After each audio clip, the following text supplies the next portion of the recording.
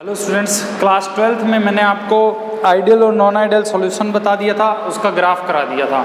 ठीक है, उनके एग्जाम्पल ज़रूर याद करना, 12th के अंदर एग्जाम्पल भी पूछे जाते हैं। ठीक है, हाँ, जो बच्चा पुराने क्वेश्चन कर रहे हैं तो ध्यान रखना, मैंने जो क्वेश्चन सेंड करे थे उनमें एक दो क्वेश्चन घनत्व से रिलेटेड है, डेंसिटी से, वो मैं टॉपिक आगे कराऊंगा, उसके साथ उन क्वेश्चनों को जरूर बताऊंगा। ठीक है, चलो देखो, उसके बाद अपने बात करते हैं। देखो, किसी वाष्पशील विलायक वेपोराइज सॉल्वेंट है, मतलब ऐसा सॉल्वेंट जो खुले में पड़ा रहे और भाप बन के क्या हो जाए, उड़ जाए। अगर उसमें आप ना अवाष्पशील पदार्थ में जाते हो, मतलब ऐसा सब्सटेंस डाल दो जो भाप बन के उड़े ना।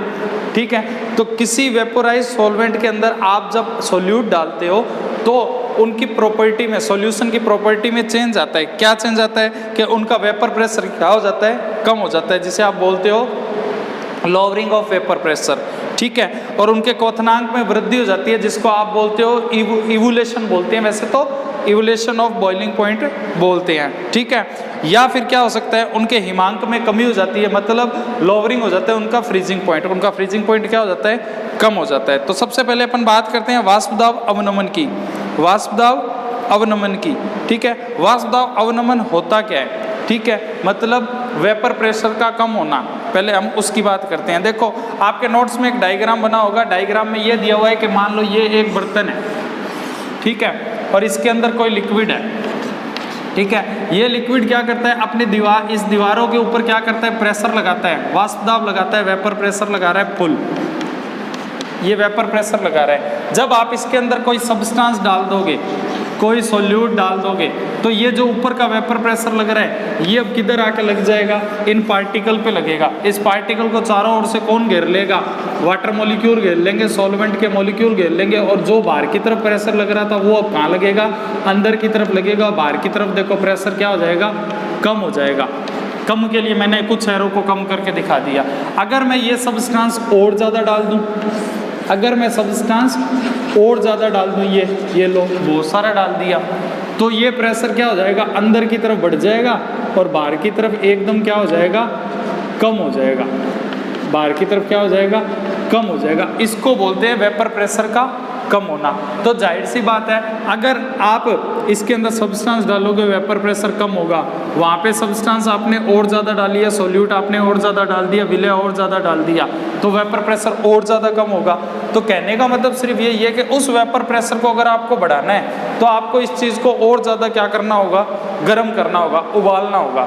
तो ये वेपर प्रेशर के अंदर जो भी कमी होती है, ठीक है, इसी को हम क्या बोलते हैं, एलिवेशन ऑफ वेपर प्रेशर बोलते हैं, जिसको हम डेल्टा पी से लिखते हैं, वाष्प दाब अवनमन बोलते हैं, जिसको हम किससे लिखते हैं, डेल्टा पी से लिखते हैं। और ये समानुपाती होता है मोल फ्रैक्शन के, किसके मोल फ्रैक्शन के, सोल्यूट के, विलय के, सोल्यूट या विलय के मोल फ्रैक्शन के क्या होता है, समानुपाती होता है। ठीक है, विलय के मोल के क्या हो जाएगा, ये समानुपाती हो जाएगा। अब मान लो आपका अकेला सॉल्वेंट था, मतलब ये चीज़ मैंने नहीं डाली, मतलब मैं एक डायग्राम यूँ दिखा देता हूँ आपको कि अकेला क्या है, इसके अंदर सॉल्वेंट है, सिर्फ क्या है, विलायक है, सॉल्वेंट है। तो उस सॉल्वेंट का, प्योर सॉल्वेंट का खुद का प्रेशर होगा P0, खुद का प्रेशर क्या हो जाएगा, P0 हो जाएगा। और जैसे ही आप इसके अंदर सोल्यूट डालोगे, विलय डालोगे, तो इसका प्रेशर किस नाम से कहलाएगा, PS। देखो, S का मतलब होता है सॉल्यूशन। अब सॉल्यूशन के प्रेशर की बात कर रहे हैं, पहले अकेले सॉल्वेंट की प्रेशर की बात करी थी, पानी के प्रेशर की बात की थी। ये ऊपर मैंने एक हल्का सा डायग्राम बनाया जिसके अंदर मैंने आपको सिर्फ वाटर दिखाया है कि भाई सॉल्वेंट अपन ने इसमें डाल दी है, और सॉल्वेंट डालते ही अपन ने इसमें क्या करा, इसको P0 से लिख दिया है। जैसे ही मैं इसमें सोल्यूट डालूंगा तो अब मेरा प्रेशर क्या कहलाएगा, PS कहलाएगा।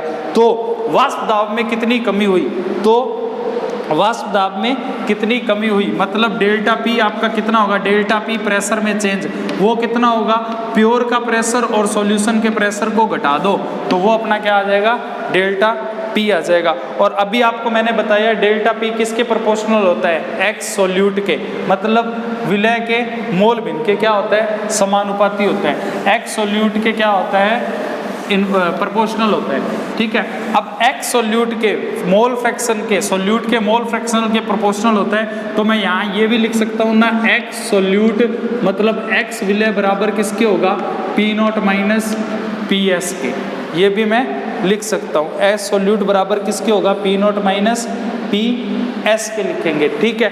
और अगर मैं इसको सॉल्व करके लिखना चाहूँ, इसको डेल्टा पी को, तो ये निशान अगर मैं हटाऊँ तो इसको मैं ऐसे भी लिख सकता हूँ, delta P equal to P naught और absolute, delta P equal to P naught absolute. ये निशान हटाया तो मैंने यहाँ पे क्या लगा दिया, पी नॉट लगा दिया। तो इसको अपन ऐसे लिख सकते हैं ना, सॉरी, डेल्टा पी को अपन ऐसे लिख सकते हैं, पी नॉट एक्स सोल्यूट। और अगर आपको एक्स सोल्यूट अकेला निकालना है, मोल फ्रैक्शन निकालना है किसी सोल्यूट का, तो आपको क्वेश्चन में P0 मिलेगा, PS मिलेगा, P0 मिलेगा।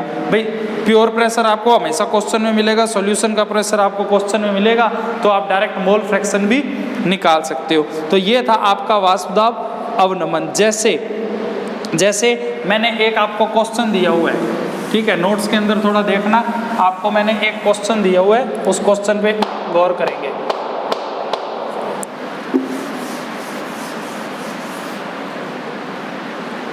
ठीक है, देखो क्वेश्चन क्या दिया गया कि शुद्ध जल का वाष्प दाब, आपको प्योर वाटर का क्या दे दिया, वेपर प्रेशर दे दिया।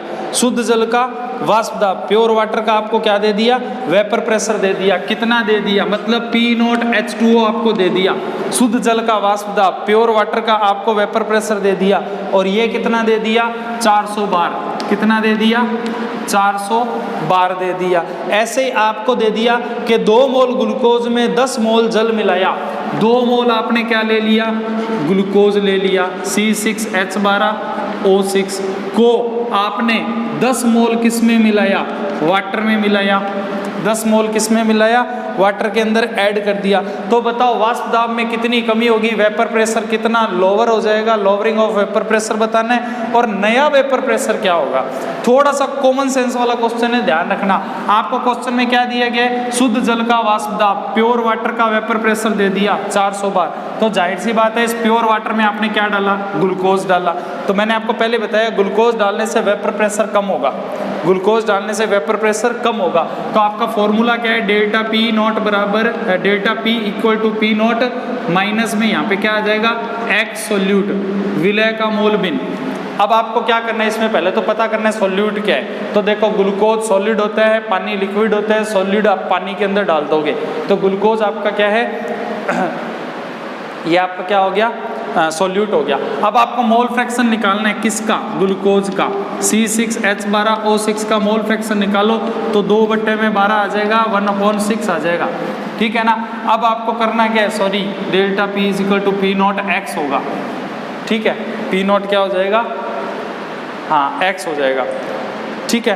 तो अब आप इसमें क्या करोगे, ये आपका कितना आ गया। हाँ, हिंदी मीडियम वाले नोट्स में देखना, ये थोड़ा सा बच्चे ने कैलकुलेशन करते में गलत कर रखा है, तो वो थोड़ा देख लेना। मतलब 2/, आपका कितना आया, ये 10 आया, ठीक है। चलो इसको 10 मोल ले लो, क्वेश्चन में 18 मोल दिया हुआ, इसको 10 मोल ले लेना। तो आप कैलकुलेशन देखना, यहाँ पे जो कैलकुलेशन नोट्स में की हुई है वो थोड़ी सी गलत है, उसको सही कर लेना, ठीक है। अब अपन को करना क्या है, ये आपको क्या आ गया, मोल फ्रैक्शन आ गया ग्लूकोज का। आपको क्या करना है, डेल्टा पी बताना है। प्योर प्रेशर कितना है, 400, इनटू में कितना आया, 1/6 आया, 1 कितना आया, 6 आया। तो डेल्टा पी मतलब अंतर आप बताओगे कितना आएगा, तो ये आप अंतर आप निकाल के देखना, ये आपका आंसर आ जाएगा 36,406, लगभग 66 पॉइंट समथिंग आएगा। मैं 66 लेके चल रहा हूँ, ठीक है।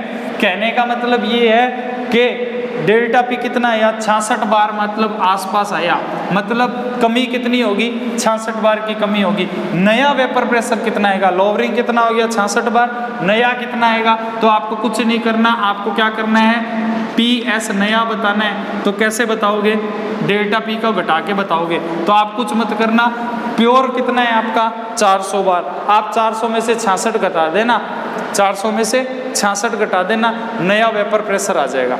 आगे बात समझ में, क्वेश्चन को अच्छे से देख के करना। पहले आपको क्या बताना है, मोल फ्रैक्शन से गुणा करके आपने क्या बताया, डेल्टा पी बताया कि हमारा डेल्टा पी कितना चेंज होगा, इतना होगा। अब आपको जो प्योर दिया है उस प्योर में से डेल्टा पी को क्या कर दो, माइनस कर दो, आपका क्या आ जाएगा, वेपर प्रेशर आ जाएगा, ठीक है। मतलब PS निकालने का फॉर्मूला क्या था, P naught minus delta P था। पी नोट आपके पास कितना है 400 था, डेल्टा कितना है 66 था, 400 में से 66 आप घटा देना तो ये आएगा लगभग आपका 324 के आसपास, 324 बार के आसपास। ठीक है, 324 बार के आसपास या 334 बार के आसपास, सॉरी। ठीक है, ये आएगा आपका 334 बार के आसपास आपका आंसर आ जाएगा। मतलब नया वेपर प्रेशर ये होगा और कमी कितनी होगी 66 बार की होगी। ऐसे ही आपको क्वेश्चन मिलते हैं। जैसे एक क्वेश्चन ये दिया हुआ है आपके नोट्स में, एक क्वेश्चन और दे रखा है, किसी द्रव एक का वाष्प दाब 250 बार दे रखा है, कोई लिक्विड है उसका वाष्प दाब आपको कितना दे रखा है 250 बार। मतलब सीधी सी बात है, आपको पी नोट दे दिया ए का कितना दे दिया 250 बार दे दिया। ठीक है, यदि 5 मोल ए में 5 मोल अवाष्पशील पदार्थ मिलाएं, मतलब आपका सोल्यूट कितना दे दिया 5 मोल, आपको सोल्यूट कितना दे रखा है 5 मोल दे रखा है। ठीक है, और मिलाना किस में है 5 मोल सॉल्वेंट के अंदर ही आपको मिलाना है। 5 मोल ए में 5 मोल सॉल्वेंट मिला दिया तो सॉल्वेंट आपको कितना दे दिया 5 मोल ही दे दिया, विलायक कितना दे दिया 5 मोल। तो एक्स सोल्यूट आप पहले तो निकालो, विलय के मोल भी निकालो, कितना आएगा 5 बट्टे में 5 + 5 10 आ जाएगा, 1/2 मोल फ्रैक्शन आ गया। अब आपको डेल्टा पी निकालना है तो प्योर प्रेशर कितना है 250 है, इनटू में क्या करा 1/2 कितना आया 125 बार, 125 बार, मतलब डेल्टा पी अंतर तो इतना आएगा। अब बात ये आ रही है कि नया सॉल्यूशन का नया प्रेशर क्या होगा, तो प्योर में से डेल्टा पी माइनस कर देना। प्योर आपका था 250, आपने 125 घटा दिया, ये कितना आ गया 125 बार आ गया, 125 क्या आ गया बार आ गया। तो ये आपका एक टॉपिक मैंने आज कराया है, छोटा सा टॉपिक है, तो इतनी देर का ही वीडियो आज मैं बना पाऊँगा, नेक्स्ट आपको कराएंगे अगली बार। थैंक यू बेटा।